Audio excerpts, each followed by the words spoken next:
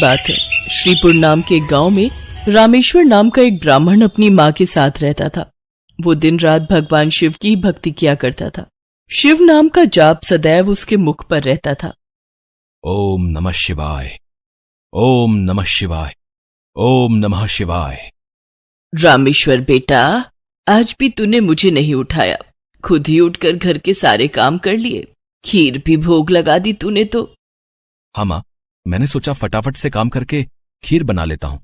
शिवजी भी खीर के इंतजार में बैठे होंगे। ये लो, भोग की खीर खाकर बताओ कैसी बनी है। रामेश्वर बेटा, इस खीर को तू बचपन से शिवजी को खिलाता आ रहा है। जब तेरे बापू जिंदा थे तब वो प्रसाद की खीर खिलाते थे और उनके जाने के बाद तूने ये नियम बना लिया। तेरी खीर बहुत ही स्वादिष्ट बनती है बेटे, और मुझे पता है भगवान शिव भी तेरे हाथों की खीर खाने के इंतजार में रहते होंगे। तभी तो मैं सुबह जल्दी उठकर सबसे पहले खीर ही बनाता हूँ ताकि भगवान शिव को भोग लगा सकूं। रामेश्वर का नियम था रोजाना सुबह जल्दी उठकर घर के सारे काम निपटाना और फिर भगवान शिव के भोग के लिए खीर का प्रसाद बनाना। ये कार्य पहले उसके पिता करते थे और पिता के जाने के बाद शिव जी की सेवा और खीर भोग की पूरी जिम्मेदारी रामेश्वर ने उठा ली। रामेश्वर को विश्वास था कि भगवान शिव उसके द्वारा खिलाई गई खीर को रोजाना ही खाते हैं। इसी विश्वास पर वो रोजाना खीर का भोग लगाता था और अपने भक्त के द्वारा भोग लगाई गई खीर को कैलाश पर्वत पर विराजमान भगवान शिव बहुत चाव से खाते थे। स्वामी, क्या बात है, आपको तो आनंद ही आनंद है। आपके भक्त आपको प्रेम से इतने स्वादिष्ट व्यंजन खिलाते हैं और आपका भक्त रामेश्वर तो नियम के अनुसार आपको खीर का भोग लगाता है। लाइए, थोड़ी सी खीर मुझे भी दे दीजिए। रामेश्वर के हाथों की खीर बहुत ही स्वादिष्ट होती है। हाँ देवी पार्वती, रामेश्वर इतनी स्वादिष्ट खीर का भोग लगाता है कि मन प्रसन्न हो जाता है। तभी नंदी और समस्त शिवगण वहाँ जाते हैं। महादेव, ये लीजिए, हम भांग और धतूरा ले आए हैं। नंदी, अभी तो हम स्वादिष्ट खीर का आनंद ले रहे हैं। ऐसा करो, भांग और धतूरे को वहाँ छोटे पर्वत पर रख दो, हम कुछ समय के बाद उसे ग्रहण करेंगे। अरे नंदी महादेव तो हमारी ओर देख तक नहीं रहे, उनका सारा ध्यान तो रामेश्वर की बनाई हुई खीर पर है। ऐसे कब तक चलेगा नंदी? हाँ, मैं भी यही देख रहा हूँ। इतने प्रेम से हम भांग और धतूरा पीस कर लाए और महादेव ने हमें इसे रखने के लिए बोल दिया। अरे नहीं नहीं, ऐसी बात नहीं है। महादेव ने बोला है कि हम उसे वहां रख दें, वो कुछ देर बाद उसे ग्रहण करेंगे। महादेव रोजाना रामेश्वर की भोग लगाई हुई खीर को बहुत चाव से खाते हैं। नंदी, मैं तो कई बार सोचता हूँ कि रामेश्वर की खीर में ऐसा क्या है कि भोलेनाथ सबसे पहले उसकी भोग लगाई खीर को ही खाते हैं और फिर और किसी तरफ उनका ध्यान ही नहीं जाता। तभी तो हम भांग धतूरा लेकर आए और उन्होंने बिना देखे ही इसे रखने के लिए बोल दिया। हाँ, कह तो तुम ठीक रहे हो भैरव। महादेव को भांग धतूरा इतना प्रिय है, पर रामेश्वर की खीर से ज्यादा उन्हें इस समय कुछ भी प्रिय नहीं लग रहा। तो क्या किया जाए नंदी कि महादेव का ध्यान अपने भक्त रामेश्वर से हटकर हमारी ओर आ जाए? एक रास्ता है। नंदी ने सभी गणों के कान में कुछ कहा। उसके पश्चात सभी गण पृथ्वी लोक पर आ गए और सब ने ब्राह्मण रूप ले लिया और सब लोग रामेश्वर के पास पहुँचे। रामेश्वर शिव जी को खीर का भोग लगाने के लिए बाजार से सामान खरीद रहा था। ब्राह्मण वेश में नंदी ने रामेश्वर से कहा, रामेश्वर, तुम हमें नहीं जानते, पर हम तुम्हें बहुत अच्छे से जानते हैं। तुम भगवान शिव के भक्त हो और रोजाना उन्हें खीर का भोग लगाते हो। हाँ ब्राह्मण देव, आप तो सब कुछ जानते हैं। हाँ रामेश्वर, हम सब जानते हैं, इसीलिए तो हम तुम्हारे पास आए हैं। हमें पता है कि तुम महादेव के परम भक्त हो, पर तुम्हें पता है महादेव अब रोजाना खीर खाकर ऊब गए हैं, इसलिए अब तुम कुछ दिनों के लिए खीर का भोग रोक दो। तुम एक काम क्यों नहीं करते? तुम महादेव को सप्ताह में एक दिन खीर का भोग लगाया करो, जिससे महादेव को और अधिक स्वाद आएगा। अब महादेव को इतने सारे भक्त पूछते हैं, महादेव भी तो इतने सारे भक्तों के द्वारा दिए भोग को ग्रहण करते हैं, उनका पेट बहुत भर जाता है। अगर तुम उनको सप्ताह में एक दिन खीर का भोग लगाओगे तो उन्हें तुम्हारी खीर का इंतजार रहेगा और वो और अधिक आनंद से खीर खाएंगे। क्यों? हम सही कह रहे हैं ना? ये तो आप ठीक कह रहे हैं ब्राह्मण देव। इस विषय में तो मैंने कभी सोचा ही नहीं। अब मैं एक काम करता हूँ, मैं सप्ताह में एक दिन ही भगवान को खीर का भोग लगाया करूंगा ताकि वो और भी भक्तों का प्रसाद ग्रहण कर सकें और फिर उन्हें मेरी खीर का बेसब्री से इंतजार रहे। भोला भाला रामेश्वर शिवगणों की बातों में आ गया। शिवगण खुशी खुशी कैलाश वापस लौट आए। अब शिव जी रोजाना रामेश्वर की खीर का इंतजार करने लगे कि कब रामेश्वर उन्हें भोग लगाए और कब वो खीर का भोग खाए। पर कुछ दिनों तक रामेश्वर ने खीर का भोग बनाया ही नहीं, तो शिव जी को खीर कहाँ से मिलती। अब सप्ताह में एक दिन रामेश्वर ने खीर का भोग लगा दिया तो शिव जी ने खीर खा ली। फिर उसके बाद कुछ दिन और खीर नहीं मिली तो भगवान शिव सोच में पड़ गए। उन्होंने अपने नेत्र बंद किए और उन्हें सारी सच्चाई पता लग गई और भगवान शिव को गुस्सा आ गया। शिव जी को गुस्से में आया देख सभी गण उनके समक्ष हाथ जोड़कर खड़े हो गए। नंदी, श्रृंगी, वीरभद्र, भैरव, तुम सभी गण जानते भी हो कि तुमने क्या किया है। मेरे भक्त रामेश्वर के द्वारा भोग में अर्पित की गई खीर मुझे कितनी प्रिय है और तुमने उसे खीर का भोग रोजाना लगाने के लिए मना कर दिया। महादेव, हमें क्षमा कर दीजिए, हमसे भूल हो गई। महादेव, जब हम आपको खीर खाता हुआ देखते थे तो हम यही सोचते थे कि आप हमारी ओर ध्यान नहीं दे रहे हैं। अच्छा, तो ये कारण है, पर तुम सब ये नहीं जानते कि मेरा प्रेम अपने सभी भक्तों पर एक समान है। मैं भला तुम्हें कैसे भूल सकता हूँ? तुम तो मेरे हृदय में वास करते हो। तुम सब तो मेरी ही शक्तियों द्वारा उत्पन्न हुए हो। संसार में मेरा प्रत्येक भक्त मुझे एक समान प्रिय है और प्रत्येक भक्त के हृदय में मैं ही विद्यमान हूँ। इसलिए मेरा प्रेम कभी भी कम या ज्यादा नहीं हो सकता।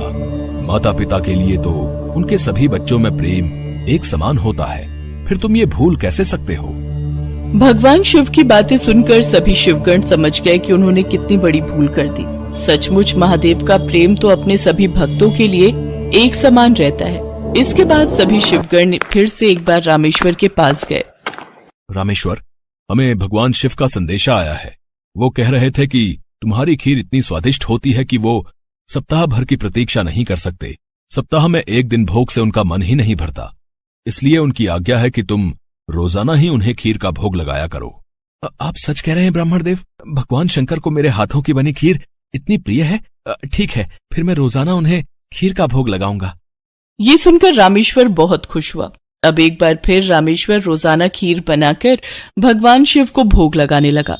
अब तो समस्त शिवगण भी भगवान शिव के साथ रामेश्वर द्वारा भोग लगी प्रसाद की खीर का आनंद लेते और खूब भरपेट खीर को खाते। भगवान शिव और देवी पार्वती दोनों सभी गणों को इस प्रकार खीर खाता देख मंद मंद मुस्कुराने लगे। भगवान शिव ने अपने परम भक्त रामेश्वर को सभी सुख सुविधाओं से पूर्ण रखा। उसके जीवन में कभी भी कोई कठिनाई नहीं आई। रामेश्वर का विवाह एक बहुत ही सुशील कन्या के साथ हुआ। उसके घर में 2 बच्चों का जन्म हुआ। अपने परिवार के साथ संपूर्ण जीवन खुशी खुशी व्यतीत करके रामेश्वर अंत में मोक्ष को प्राप्त हुआ।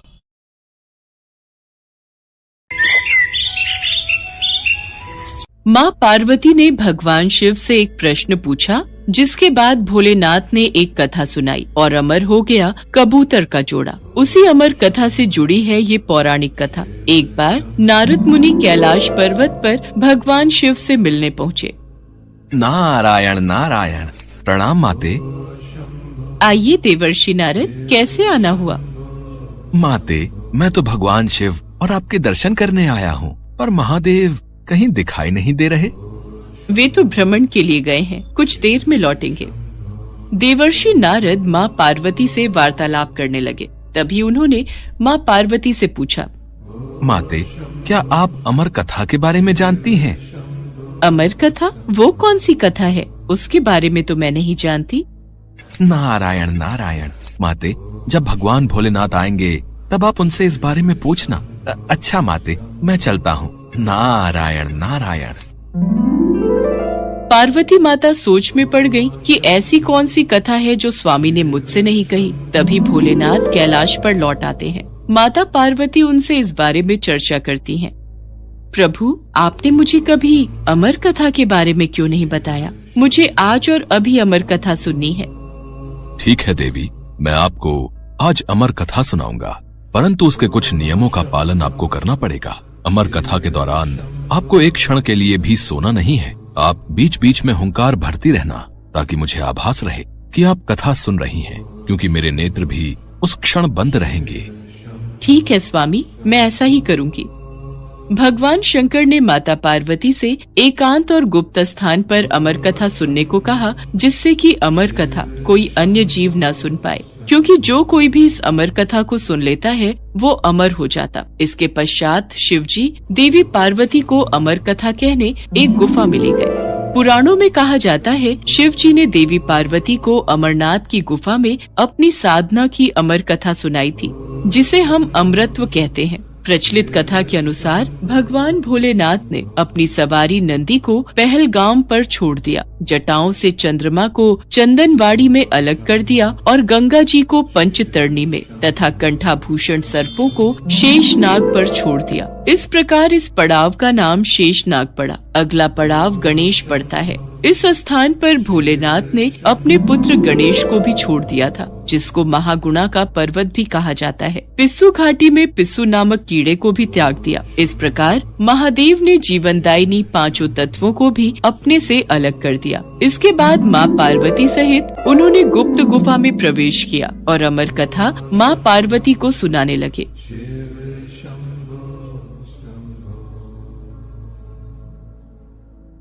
पर कथा सुनते सुनते देवी पार्वती को नींद आ गई और वो सो गईं, जिसका शिव जी को पता नहीं चला। भगवान शिव अमर होने की कथा सुनाते रहे। उस समय 2 सफेद कबूतर शिव जी से कथा सुन रहे थे और बीच बीच में गूं गूं की आवाज निकाल रहे थे। शिव जी को लगा कि माता पार्वती कथा सुन रही हैं और बीच बीच में हुंकार भर रही हैं। इस तरह दोनों कबूतरों ने अमर होने की पूरी कथा सुन ली थी।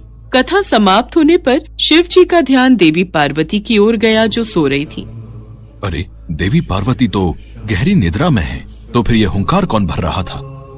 अचानक महादेव की दृष्टि अमर कथा को सुनते उन कबूतरों पर पड़ी तो वे क्रोधित हो गए और उन्हें मारने के लिए आगे बढ़े। मेरे क्रोध से तुम दोनों को कोई नहीं बचा सकता। तुम्हें इसका दंड अवश्य मिलेगा। हे प्रभु, हमें क्षमा कीजिए। हमने अनजाने में ही भूल की और हमने आपसे अमर होने की कथा सुनी है। यदि आप हमें मार देंगे तो अमर होने की ये कथा झूठी हो जाएगी। इस पर भगवान शिव का क्रोध शांत हो गया। प्रभु, इन दोनों का इसमें कोई दोष नहीं। मैं गहरी निद्रा में सो गई थी। मैंने आपके आदेश का पालन नहीं किया, इसलिए इन दोनों को क्षमा कर दीजिए।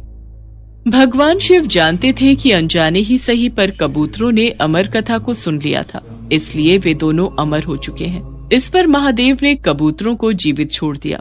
भगवान शिव के आशीर्वाद से वो कबूतर का जोड़ा अजर अमर हो गया। कहते हैं आज भी इन दोनों कबूतरों का दर्शन भक्तों को इस गुफा में प्राप्त होता है और तब से ये गुफा अमर कथा की साक्षी हो गई व इसका नाम अमरनाथ गुफा के नाम से प्रसिद्ध हो गया।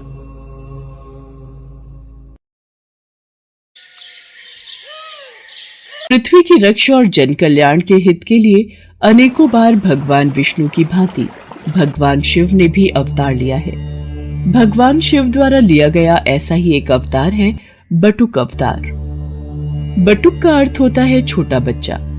पौराणिक कथा के अनुसार एक बार मां पार्वती की पुत्री अशोक सुंदरी ने हुंड नामक दैत्य को अपनी बाल्यावस्था में एक श्राप दिया था कि उसकी मृत्यु अशोक सुंदरी के होने वाले पति नहुष के हाथों ही होगी। इसलिए बाल्यावस्था में ही हुंड ने नहुष का वध करने की योजना बनाई। मैं अशोक सुंदरी के श्राप को सिद्ध होने से पहले ही नष्ट कर दूंगा। मैं बाल्यावस्था में ही नहुष और अशोक सुंदरी का वध कर दूंगा। मुझे ये बात माताश्री को बतानी होगी। माताश्री, माताश्री, आप कहाँ हो? मेरा हृदय व्याकुल हो रहा है। क्या हुआ अशोक सुंदरी? आप इतनी घबराई हुई क्यों हो पुत्री? माताश्री, हुंड राक्षस नहुष को मारने के लिए निकल चुका है। वो नहुष का वध करने वाला है। उसको रोक लीजिए माताश्री, नहीं तो अनर्थ हो जाएगा। हुंड राक्षस की इतनी हिम्मत कि वो नहुष की हत्या करने का साहस कर बैठा। आज हुंड दैत्य को मेरे हाथों से कोई नहीं बचा सकता। देवता, ऋषि, मुनि सब हुंड के प्रकोप से तंग आ चुके हैं। अब मुझे उसका संहार करना ही होगा। देखते ही देखते माँ पार्वती माँ काली के रूप में आ जाती हैं। उनका क्रोध बढ़ रहा था। वो हाथों में खड्ग लिए हुंड के वध के लिए निकल पड़ती हैं, किंतु यदि वो हुंड का वध कर देती तो वो प्रकृति के खिलाफ हो जाता, क्योंकि हुंड दैत्य का वध नहुष के हाथों ही लिखा था। इसलिए माँ काली को रोकना जरूरी था, पर उनके क्रोध को कौन रोकेगा, यही समस्या थी। नारायण नारायण। प्रभु, माँ काली तो क्रोध में आकर हुंड का वध करने निकल चुकी हैं। अब इनके क्रोध को कौन शांत करेगा? कौन इन्हें रोकेगा? आप सही कह रहे हैं देवर्षि नारद। मां काली को यदि रोका नहीं गया तो अनर्थ हो जाएगा। अब तो सिर्फ महादेव ही उनके क्रोध को शांत कर सकते हैं, जिस प्रकार उन्होंने पहले भी कई बार मां काली के मार्ग में आकर उनके क्रोध को शांत किया है। आप तो जानते ही हैं देवर्षि नारद, जब देवी पार्वती अत्यंत क्रोधित होती हैं तो वो महाकाली का रूप धारण कर लेती हैं और फिर उनके क्रोध को शांत करना असंभव हो जाता है। इतनी देर में सभी देवी देवता भगवान विष्णु के पास प्रकट होते हैं। प्रभु, देवी काली अत्यंत क्रोधित हो चुकी है। संसार भय से कांप रहा है। प्रभु, कुछ कीजिए। प्रभु, कुछ कीजिए। आप चिंतित मत होइए देवराजेंद्र, हम सब भगवान शिव के पास चलते हैं। महादेव, सभी देवी देवता आपके पास विनती हेतु आए हैं, इनकी सहायता कीजिए। मैं आपकी क्या सहायता कर सकता हूँ ब्रह्मदेव? आखिर क्या हुआ है? महादेव, हुंड दैत्य को पता चल चुका है कि भविष्य में उसका वध आपके होने वाले जामाता नहुष के हाथों ही होगा, इसलिए वो उसकी हत्या हेतु निकला है। देवी पार्वती इसी कारण क्रोध में आ गई हैं और उन्होंने मां काली का रूप धारण कर लिया है। अब उनके क्रोध को केवल आप ही शांत कर सकते हैं देवाधिदेव। काली के क्रोध को शांत करने के लिए मुझे उनके सामने जाना होगा। सभी देवी देवताओं को आश्वासन देकर भगवान भोलेनाथ देवी काली के समक्ष प्रकट होते हैं।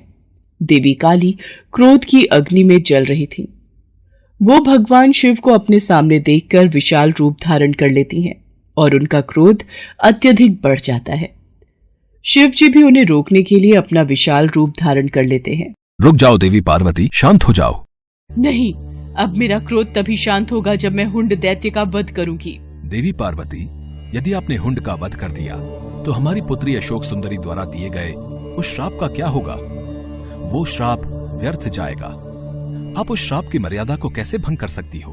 आप जानते हैं प्रभु, हुंड ने हमारी पुत्री और होने वाले जामाता को मारने का दुस्साहस किया है और आप कहते हैं कि मैं शांत हो जाऊं? नहीं।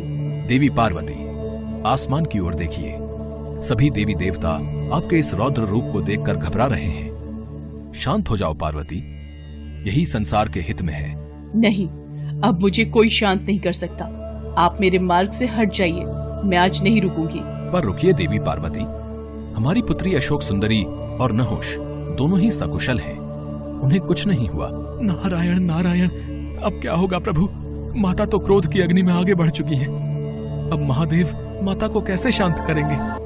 उन्होंने तो महादेव की बात को मानने से भी इनकार कर दिया है। देवर्षि नारद, भगवान शिव के होते हुए हमें चिंता करने की कोई आवश्यकता नहीं है। वो देवी काली के क्रोध को शांत अवश्य करेंगे, आप निश्चिंत रहिए। माँ काली क्रोध में आगे बढ़ती जा रही थी। तभी उन्हें एक बालक के रोने की आवाज सुनाई दी। वास्तव में वो बालक कोई और नहीं बल्कि महादेव का ही अवतार था, जो हूबहू दिखने में महादेव की तरह ही था। अपने बाल रूप में महादेव रोए जा रहे थे। उनका रोना बंद नहीं हो रहा था। लगातार रोते बच्चे की आवाज को सुनकर माँ काली रुक जाती है। बच्चे का रोना माँ काली से देखा नहीं गया। वो उस बालक के पास जाती है। छोटे से बालक को रोता हुआ देख माँ काली से रहा नहीं जाता और वो उस बालक को गोद में उठा लेती है। ये बालक क्यों रो रहा है? ये बालक तो चुप ही नहीं हो रहा। लगता है मेरे इस रूप को देखकर ये डर रहा है। मुझे अपने वास्तविक रूप में आ जाना चाहिए। बालक की करुण आवाज को सुनकर माँ काली अपना क्रोध भूल जाती है और वो अपने वास्तविक रूप में आ जाती है और बच्चे को खिलाने लगती है। बालक भी चुप हो जाता है। तभी वहां पर देवर्षि नारद और भगवान विष्णु सभी देवताओं के साथ प्रकट होते हैं। देवी पार्वती, ध्यान से इस बालक की तरफ देखिए। आपके क्रोध को शांत करने के लिए ही महादेव ने इस बालक का रूप धरा है और ये जो रो रहे थे वो इनकी पीड़ा थी। ये जानते थे कि आप इस समय अत्यंत दुखी हैं और आपने अपने क्रोध को और आपने अपने दुख को क्रोध में परिवर्तित कर लिया है और क्रोध विनाशकारी होता है। ये तो आपको परिचित है देवी पार्वती, इसलिए आपके क्रोध को शांत करने के लिए ही महादेव ने इस बालक का रूप धरा था। आज ये सिद्ध हो गया कि अत्यंत क्रोध को अत्यंत प्रेम भाव से ही शांत किया जा सकता है। महादेव, आज से आपके इस बाल रूप को बटुक अवतार के रूप में जाना जाएगा। सभी देवी देवता भगवान शिव और माता पार्वती पर फूलों की वर्षा करने लगे। उस दिन से भगवान शिव के बटुक अवतार को भक्तगण पूजने लगे। शिवपुर गांव में एक बहुत ही पुराना पेड़ था जिस पर एक कौवा और कोयल दोनों रहते थे। एक बार दूसरे गांव से आए दो युवक उस पेड़ के नीचे आकर बैठ गए। कोयल अपनी मधुर आवाज में गाने लगी। वाह, कितनी मधुर आवाज है इस कोयल की। इसके गाने ने तो मानो हमारी सारी थकान पल भर में ही गायब कर दी। कितना आनंद आ रहा है इसका गीत सुनकर। ऐसा लग रहा है ये सारा दिन ऐसे ही गाती रहे और हम इसके मधुर गीतों में खोए रहें। कुछ देर गाने के बाद कोयल चुप हो जाती है। तभी कौवा काए काए करना शुरू कर देता है। इस कौवे ने तो सारा मजा ही किरकिरा कर दिया। कौवे की कर्कश आवाज सुनकर उन दोनों राहगीरों ने पेड़ पर पत्थर मारना शुरू कर दिया। कौवा डर कर वहां से भाग गया। कुछ देर बाद जब वो दोनों वहां से चले गए तब कौवा आकर उस पेड़ पर वापस बैठ गया। कौवा रोते हुए कोयल से कहने लगा, भगवान ने मेरे साथ बड़ा ही अन्याय किया है। ऐसा क्यों कहते हो? तुम्हारे साथ कौन सा अन्याय हुआ है? देखो ना बहन, एक तो भगवान ने मुझे इतना काला रंग दे दिया और ऊपर से आवाज भी कर्कश वाली दे दी। जहां भी बैठकर कुछ बोलना चाहूं तो लोग आवाज सुनकर पत्थर मारने लगते हैं। और एक तुम हो, भले ही तुम्हारा रंग काला हो लेकिन बोली इतनी मीठी है कि तुम्हें सभी सुनना चाहते हैं। तुम्हें कोई नहीं भगाता। यही तो विधाता का खेल है मेरे भाई। वो जिसे जैसा बनाता है उसे वैसे ही स्वीकार करना पड़ता है। तुम मुझे कोई ऐसा उपाय बताओ जिससे कि मेरी भी तुम्हारी तरह मधुर आवाज हो जाए। ये तो कोई नहीं कर सकता कि तुम्हें कोयल बना दे, सिवाय उस शिवजी भगवान के। विधि विधान को बदलने की क्षमता तो केवल शिवजी के ही पास है। एक वही है जो ब्रह्मा जी के लेख में परिवर्तन कर सकते हैं। अगर तुम कैलाश जाकर शिवजी से प्रार्थना करो तो वो तुम्हारी सहायता जरूर करेंगे। कौवा वहां से उड़कर 2 दिन का सफर तय करके कैलाश शिवजी के पास पहुंच जाता है। प्रणाम प्रभु। कागराज, आज कैलाश किस कारणवश आना हुआ? इसके बाद कौवे ने अपनी सारी व्यथा शिवजी को सुना दी। उसकी कहानी सुनने के बाद शिवजी बोले, हे कागराज, तुम इतने दुखी ना हो। तुम जैसा चाहते हो मैं तुम्हें वैसा बना दूंगा, किंतु मैं चाहता हूँ कि कोयल बनने से पहले तुम एक बार कोयल से जाकर पूछ लो कि वो कितनी सुखी है। शिवजी की बात सुनकर कौवा कोयल के पास जा पहुंचा और उसको अपनी और शिवजी के बीच हुई सारी बात बता दी। फिर कोयल उससे कहने लगी, भैया, मेरी आवाज भले ही मीठी है पर रंग काला है। अंधेरे में मैं दिखाई नहीं देती। मुझसे अच्छी जिंदगी तो हंस की है जो कितना सफेद है। सभी देखना चाहते हैं उसे। सारा दिन सरोवर में रहता है, कितना सुंदर लगता है। हर कोई उसे देखना चाहता है। कोयल की बातें सुनकर कौवे का मन बदल गया और वो फिर शिवजी के पास पहुंचा। प्रभु, अब मुझे कोयल नहीं बनना। वो तो अपनी जिंदगी से खुश नहीं है, किंतु हंस जरूर अपनी जिंदगी से खुश होगा। ठीक है, मैं तुम्हें जरूर हंस बना दूंगा, पर एक बार जाकर तुम हंस से पूछ कर आओ कि वो कहीं अपनी जिंदगी से दुखी तो नहीं है। कौवा एक बार फिर उड़कर हंस के पास पहुंचा। भाई, मैं तुमसे कुछ पूछना चाहता हूँ। पूछो भाई, क्या पूछना चाहते हो? तुम तो अपनी जिंदगी में बहुत खुश होगी ना? नहीं भाई, मुझे हमेशा डर लगा रहता है कि कहीं कोई मेरा शिकार न कर ले। लेकिन तुम्हारा शिकार कौन करेगा? आजकल हर कोई पानी में रहने वाले पशु पक्षियों को मारकर खा लेते हैं। मुझे तो हर समय यही डर लगा रहता है कि कहीं कोई मुझे मार न दे। यही मेरी जिंदगी है। सच कहूं तो जिंदगी तो तोते की अच्छी होती है, हरा हरा रंग और लाल लाल चोंच। हंस की बात सुनकर कौवा तोता बनने की ख्वाहिश पाल लेता है और वो शिवजी के पास जाकर कहता है, प्रभु, मुझे तोता बना दीजिए। कागराज, तुम एक बार तोते से जाकर पूछो कि कहीं उसको भी अपनी जिंदगी से कोई शिकायत तो नहीं है। उसके बाद कौवा तोते के पास चला जाता है और उससे पूछता है, दोस्त, तुम तो अपनी जिंदगी में बहुत खुश हो गए। तुम्हें कोई शिकायत नहीं होगी। तुम अपनी इस चोंच से स्वादिष्ट खाना खाते हो। हरा हरा सा खूबसूरत रंग है तुम्हारा। लाल लाल सुंदर सुंदर चोंच है तुम्हारी। देखने में कितने सुंदर हो। सब लोग तुम्हें मिट्ठू कहकर बुलाते हैं। दोस्त, मेरी सुंदरता ही तो मेरी जान का कारण है। मुझे हमेशा डर सताता रहता है कि कहीं कोई मुझे पकड़कर पिंजरे में ना बंद कर दे, मेरी आजादी ना छीन ले। असली सुंदरता तो मोर के पास है। सुंदर सुंदर पंख, और जब वो नृत्य करता है तो कितना सुंदर लगता है। तोते की बात सुनने के बाद कौवा शिवजी के पास गया और बोला, प्रभु, ना ही मुझे हंस बनना है और ना ही तोता। कृपा करके मुझे मोर बना दीजिए। मोर तो अपनी जिंदगी से बहुत खुश होगा। कागराज, तुम एक बार मोर से भी पूछ लो, उसे कहीं अपनी जिंदगी से कोई शिकायत तो नहीं है। कौवा मोर को ढूंढने गया, लेकिन वो उसे कहीं दिखाई नहीं दिया। फिर वो उसे चिड़ियाघर में मिलता है। भाई, तुम दिखने में कितने सुंदर हो। जब तुम नाचते हो तो तुम्हारी खूबसूरती में चार चांद लग जाते हैं। लोग तो तुम्हारे साथ फोटो खींचने में कितने खुश रहते हैं। और एक मैं काला कलूटा, अगर मैं किसी की छत पर भी बैठ जाऊं तो वो मुझे वहां से भगा देते हैं। अरे काहे की सुंदरता, इसी सुंदरता के कारण तो आज मैं पिंजरे में कैद हूँ। अगर बाहर रहता हूँ तो हर समय डर रहता है कि कब न जाने कौन आकर मेरे पंख नोच ले, कहीं कोई मेरा शिकार न कर ले। सबसे अच्छी जिंदगी तो तुम्हारी है, ना ही तुम्हें कोई पकड़ता है और ना ही तुम्हारा शिकार करता है। अपनी आजादी में रहते हो, लेकिन फिर भी न जाने क्यों तुम्हें खुद से शिकायत रहती है कि तुम्हारा रंग काला है और आवाज बेकार है। सच कहूँ तो यही तुम्हारा सुरक्षा कवच है। मैं तो ईश्वर से प्रार्थना करता हूँ कि अगले जन्म में मुझे कौवा ही बनाए। मोर की बातों को सुनकर अब कौवे को समझ में आ चुका था कि ईश्वर वही करता है जो तुम्हारे लिए अच्छा होता है, ना कि वो जो तुम्हें पसंद हो। ये सोचकर कौवा फिर शिवजी के पास पहुंचा और कहने लगा, प्रभु, मुझे ना तो तोता बनना है, न कोयल, न हंस और न मोर। मैं जैसा हूँ मैं वैसा ही ठीक हूँ प्रभु। शिवजी उसकी बातें सुनकर हंसते हैं और कहते हैं, कागराज, यही तो मैं तुम्हें समझाना चाहता था। हमें किसी से खुद की तुलना नहीं करनी चाहिए, क्योंकि वो हमेशा दुख का कारण ही बनती है और हर कोई अपने आप में श्रेष्ठ है। अब कौवे को सारी बात समझ आ चुकी थी। वो शिवजी से आज्ञा लेकर खुशी खुशी वापस कोयल के पास लौट जाता है। भगवान शिव को ये बात पता नहीं थी कि उनका एक पुत्र है जिसका निर्माण माता पार्वती ने किया है। भगवान शिव माता पार्वती से मिलने आने वाले होते हैं।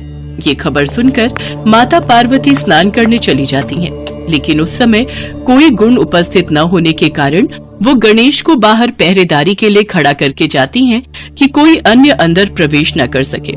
इसके पश्चात भगवान शिव वहां पहुंचते हैं और अपनी गुफा में जाने का प्रयास करते हैं। गणेश जो द्वार पर पहरेदारी कर रहे होते हैं, वो शिव जी को अंदर जाने से रोकते हैं। शिव जी को आश्चर्य होता है कि ये बालक कौन है जो उन्हें उनके ही निवास स्थान पर जाने से रोक रहा है। कौन हो तुम धूर्त बालक, जो इस तरह से बात कर रहे हो?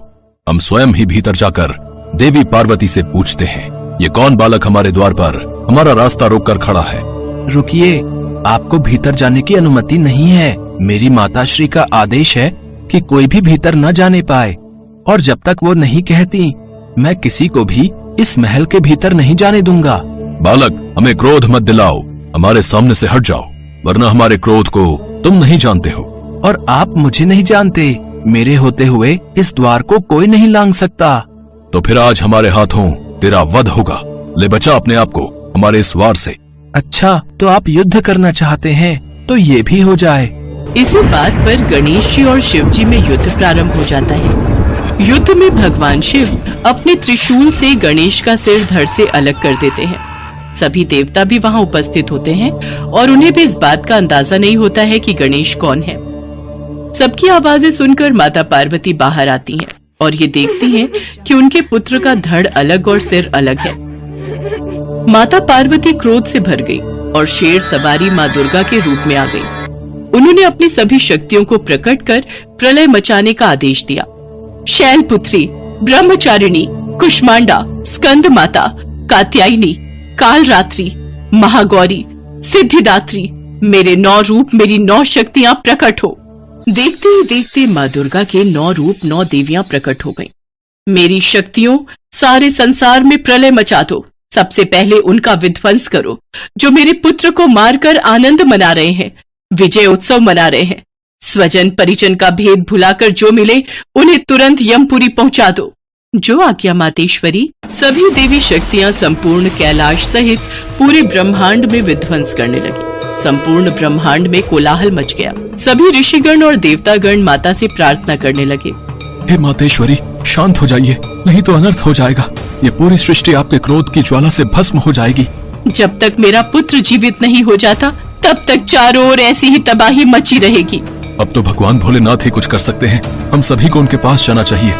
सभी देवतागण और ऋषिगण भगवान भोलेनाथ के पास जाते हैं। हे महादेव, माँ पार्वती का क्रोध बढ़ता ही जा रहा है। उनकी 9 शक्तियाँ पूरे ब्रह्मांड का विध्वंस कर देंगी। कुछ कीजिए प्रभु, उनका क्रोध शांत करने के लिए कुछ कीजिए। माँ पार्वती ने कहा है, जब तक गणेश को पुनर्जीवन नहीं मिल जाता तब तक उनका क्रोध शांत नहीं होगा। अगर गणेश को पुनर्जीवन नहीं मिला तो सर्वनाश हो जाएगा। आप चिंता मत कीजिए, मैं इस समस्या का समाधान सोच चुका हूँ। पर महादेव, आप बालक गणेश को पुनर्जीवित कैसे करेंगे? बालक गणेश का मस्तक तो आपके त्रिशूल के प्रहार से क्षत विक्षत हो गया है। होगा, अवश्य होगा। हे मधुसूदन, आप उत्तर दिशा की ओर जाइए और जो भी प्राणी आपको सबसे पहले दिखाई दे उसका मस्तक काट कर ले आइए। भगवान श्री हरि विष्णु उत्तर दिशा की ओर प्रस्थान करते हैं। उत्तर दिशा का अवलोकन करने पर भगवान श्री हरि विष्णु को सबसे पहले दिखाई देने वाला प्राणी एक हाथी था, जो वास्तव में देवराज इंद्र का श्रापित हाथी ऐरावत था। श्री हरि विष्णु मुस्कुराए और उस हाथी के समीप गए। हाथी ने विष्णु जी को नमस्कार किया, मानो वो खुद भी इस श्राप से मुक्त होने की कामना कर रहा हो। श्री हरि विष्णु ने अपने सुदर्शन चक्र से उसका शीश काटकर उसे मुक्ति प्रदान की। ऐरावत हाथी श्राप से मुक्त हो गया और अपने असली रूप में आकर स्वर्ग लौट गया। भगवान विष्णु हाथी का मस्तक लेकर कैलाश लौट आए। उसके पश्चात भगवान शिव गणेश के धड़ से हाथी का मस्तक जोड़ देते हैं। भगवान गणेश जीवित हो जाते हैं और माता पार्वती का क्रोध शांत हो जाता है। सभी देवी देवता भगवान गणेश को अपना अपना आशीर्वाद देते हैं। पुत्र गणेश, मैं तुम्हें वरदान देती हूँ कि संसार में अब से तुम प्रथम पूजनीय कहलाओगे। कोई भी मंगल कार्य शुरू करने के लिए प्रथम पूजा तुम्हारी होगी। श्री गणेश के प्रथम पूजन के बिना कोई भी मंगल कार्य, पूजा पाठ, जप तप, व्रत, धर्म आदि का फल प्राप्त नहीं होगा। आज से गणेश को सभी का अध्यक्ष घोषित किया जाता है। प्रथम पूज्य होने के कारण आज से तुम मेरे सभी गणों के भी अध्यक्ष बनोगे। मेरा आशीर्वाद है, संसार में कोई भी तुम्हारा सामना नहीं कर सकेगा। और फिर सभी देवी देवता बालक गणेश को अपना अपना आशीर्वाद देते हैं। बालक गणेश सभी देवी देवताओं को नमन करते हैं। भगवान भोलेनाथ और माँ पार्वती बालक गणेश को अपने हृदय से लगा लेते हैं। उस दिन से गौरी पुत्र गणेश प्रथम पूजनीय हो गए। संसार में कोई भी शुभ कार्य करने से पहले भगवान गणेश की पूजा होती है। उसके पश्चात ही कोई मंगल कार्य की शुरुआत होती है।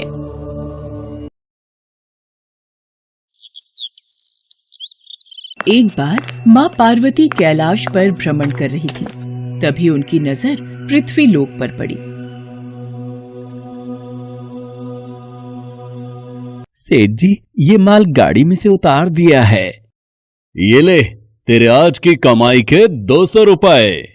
पूरा दिन मेहनत करके सिर्फ ये 200 रुपए ही कमाई हुई है। अब इसमें से 50 रुपए दूध के, 50 रुपए सब्जी के, बाकी बचे 100 रुपए जो पूरे 3 दिन चलाने हैं। ये हो गए पूरे 50,000 रुपए। इन्हें तिजोरी में रख देता हूँ। नहीं भैया, ये बहुत महंगी साड़ी है, कोई सस्ती सी दिखा दो। हाँ, ये 150 रुपए वाली ठीक है। भैया, ये तीनों साड़ी पैक कर दो। ये लो 5,000 रुपए। माँ पार्वती गरीब और अमीर दोनों को देख रही थी। आखिर जिसे जो चाहिए उसे मिलता नहीं, और जिसके पास पहले से हो उसे और मिल जाता है। इस प्रश्न का उत्तर तो महादेव ही दे सकते हैं। धरती का ये नजारा देखकर माँ पार्वती भगवान शंकर के पास जाती है। महादेव, मैंने देखा है कि धरती पर जो व्यक्ति पहले से ही गरीब और दुखी है उसे और ज्यादा दुख मिलता है, और जो सुख में है आप उसे दुख नहीं देते। ऐसा क्यों? भगवान, ये आपकी कौन सी लीला है? देवी पार्वती इस बात का उत्तर जानने के लिए आपको हमारे साथ धरती पर चलकर वहां के प्राणियों का हाल चाल जानना होगा। वहीं इस प्रश्न का उत्तर आपको प्राप्त होगा। भगवान शिव के कहे अनुसार कुछ समय बाद माँ पार्वती उनके साथ मृत्युलोक में प्राणियों का हालचाल जानने के लिए चल पड़ी। तभी रास्ते में उन्हें एक गरीब पति पत्नी जाते दिखाई दिए। उर्मिला, कुछ समझ नहीं आ रहा, हमारी गरीबी के दिन कब दूर होंगे। वो चंदन ने फिर एक नई जमीन खरीद ली। सबका भाग्य एक सा नहीं होता है जी। उसके भाग्य में अमीर बनना लिखा है, हमारे में नहीं। भगवान की इच्छा होगी तो हम भी अमीर बन जाएंगे। पता नहीं कौन से पिछले जन्मों के कर्मों की सजा भुगतनी पड़ रही है। न जाने कौन से बुरे पाप किए थे। हे महादेव, आप इन दोनों पति पत्नी को कुछ ही पलों में अमीर बना सकते हैं। मेरे कहने पर आप इन्हें अमीर बना दीजिए। ये बेचारे कितने दुखी हैं। देवी पार्वती, इन दोनों के भाग्य में अभी अमीर बनना नहीं लिखा है। महादेव, जब हम इन्हें धन दे देंगे तो इनकी गरीबी दूर हो जाएगी, फिर ये भी अमीर और सुखी हो जाएंगे। कृपया करके आप इनकी मदद कीजिए प्रभु। देवी पार्वती, मैं तुम्हारी इच्छा अनुसार इन्हें धन प्रदान कर देता हूँ, पर उसका मिलना या ना मिलना कर्मों पर निर्भर करता है। पार्वती जी के कहने पर भगवान शिव ने सोने की अशर्फियों से भरी एक पोटली उस रास्ते में डाल दी। पोटली से कुछ दूरी पर उर्मिला की नजर गुजरते हुए एक अंधे व्यक्ति पर पड़ी। सुनो जी, हम तो गरीब हैं इसलिए दुखी हैं, पर ये सामने व्यक्ति तो नेत्रहीन है। एक बात समझ नहीं आई, ये नेत्रहीन लोग कैसे जीवन व्यतीत करते होंगे? हाँ, बड़ी मुश्किल होती होगी उर्मिला इन बेचारे नेत्रहीन लोगों को। चलो आज हम भी अंधों की तरह चलकर देखते हैं, देखें ये कैसे जीवन जीते हैं। उर्मिला और सूरज आंखें बंद कर एक दूसरे का हाथ थामे चलने लगे। सोने की अशर्फियों की पोटली रास्ते में ही पड़ी रह गई और वे दोनों करीब से गुजर गए। भगवान शिव बोले, देखा देवी पार्वती, इनके भाग्य में अभी गरीबी ही लिखी है। हम कुछ दिन धरती पर ही रहेंगे। यहाँ मनुष्य रूप में रहकर मैं तुम्हारे मन की सभी शंकाओं को दूर करना चाहता हूँ। भगवान शिव और देवी पार्वती ने मनुष्य का रूप धारण किया और पति पत्नी के रूप में एक गांव के पास डेरा जमाया। शाम के समय देवी पार्वती भगवान शिव से बोली, स्वामी, मैं रसोई की तैयारी शुरू करती हूँ। यहाँ पृथ्वीलोक में यदि हम रहने आ ही चुके हैं तो हमें भोजन की भी व्यवस्था करनी होगी। मैं चूल्हा बनाने की तैयारी करती हूँ, आप तब तक भोजन बनाने की सामग्री ले आइए।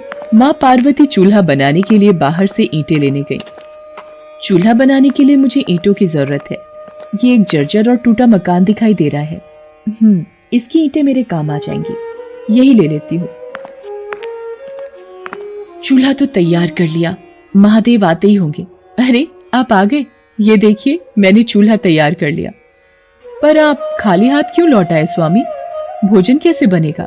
देवी पार्वती, अब सामग्री की कोई आवश्यकता नहीं है, क्योंकि जिस प्रश्न का उत्तर ढूंढने के लिए आप आई थी वो आपको स्वयं मिल गया।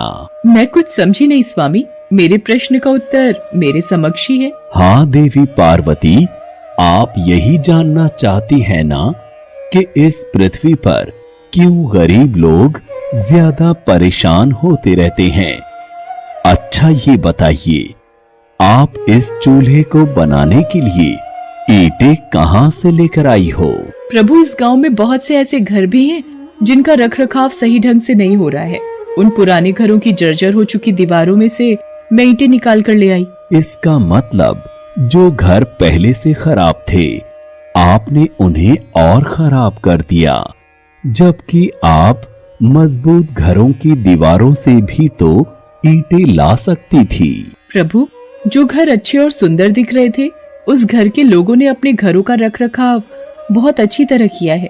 ऐसे में उन सुंदर घरों को बिगाड़ना मुझे उचित नहीं लगा। देवी पार्वती, कुछ दिन पहले पूछे आपके प्रश्न का उत्तर भी यही है। जिन लोगों ने अपने जीवन को अच्छे कर्मों से सुंदर बना रखा है उन्हें दुख कैसे हो सकता है? इस संसार में हर मनुष्य अपने कर्मों का ही फल पाता है। सबके पास सब कुछ नहीं होता। मनुष्य के पिछले जन्मों का कर्म उसे इस जन्म में भुगतना ही पड़ता है, और यदि वो अपने इस जन्म और आने वाले अन्य जन्मों को सुखी बनाना चाहता है तो हमें सदैव ही पुण्य कार्य करते रहना चाहिए, ताकि हमारे कर्म उसमें जुड़ते रहें। आपको ज्ञात है, वो मार्ग में उस दिन एक नेत्रहीन व्यक्ति। हाँ स्वामी, मुझे ज्ञात है। वो देखिए देवी पार्वती, उसके पास धन दौलत ऐशो आराम की कोई कमी नहीं है, परंतु उसकी आंखों का इलाज नामुमकिन है। ये उसके पिछले जन्म के कर्मों से जुड़ा है। उसने पिछले जन्म में जानबूझकर किसी निर्दोष की आंखों की रोशनी छीन ली थी, इसलिए ये इस जन्म में नेत्रहीन हो गया। पर इसके कुछ पुण्य कार्यों की वजह से ये अमीर बना। और वो गरीब पति पत्नी स्वामी? देवी, वो दोनों पिछले जन्म में एक कंजूस अमीर सेठ सेठानी थे, जो कभी भी कोई दान पुण्य नहीं करते थे। इसलिए इस जन्म में उन्हें गरीबी और दुख मिला। पर इन दोनों के अच्छे कर्म इनका आगे का जीवन सुखी बना सकते हैं। इस पृथ्वी पर कोई भी मनुष्य पूरी तरह से सुखी नहीं है देवी। हर मनुष्य के पास कोई न कोई दुख और समस्या है। मुझे उत्तर मिल गया है स्वामी। इस पृथ्वी पर सुखपूर्वक जीवन यापन करने के लिए मनुष्य को अपने द्वारा अच्छे कर्म करने चाहिए, ताकि उसे उसके पिछले बुरे कर्मों का फल न भुगतना पड़े। और फिर अपने प्रश्नों का उत्तर पाकर देवी पार्वती भगवान शंकर के साथ अपने रूप में आकर कैलाश वापस लौट गईं।